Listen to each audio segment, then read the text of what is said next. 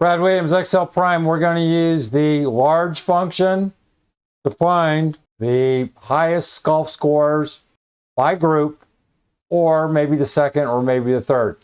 We have this thing set up in F9. We have choice where it can sort this or find by group A and the second highest golf score, or B. Control-Shift-Enter is required for anything 2019 and earlier. The layout, here's the anatomy, large.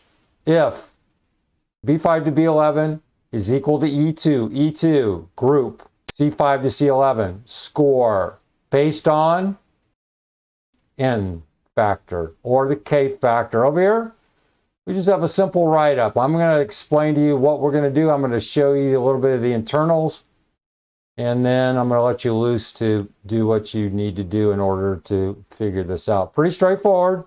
Here's the formula. I know it's kind of ugly here. I do that on purpose to make you guys figure this stuff out. Here, large, if B5 to B11. I'm just going to highlight this, logical test. If true, show me the value.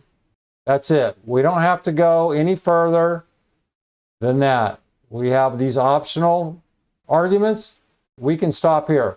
And then the large function, back this up one. Large says, show me the array. Well, I just pointed out the array. And the K factor. What's the K factor? The position. Well, the position here is 2. We can go in here and we can look at the logical test, F9.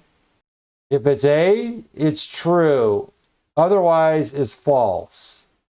Value of true, F9, they're going to be the golf scores. And what are we looking for? We want large. We want whatever E3 is producing. We're going to go the array, F9. What's true? Anything in A. So 76, 75, as shown here, 75 and 70. What's large going to do? Well, show me the largest number, 76. Is that the number? 75. Did it switch when we did this? I don't know. I'm moving kind of faster. Was that 75? Oh, I'm sorry. Number 2. We want the second highest score. Brad Williams, Excel Prime. Hope that helped.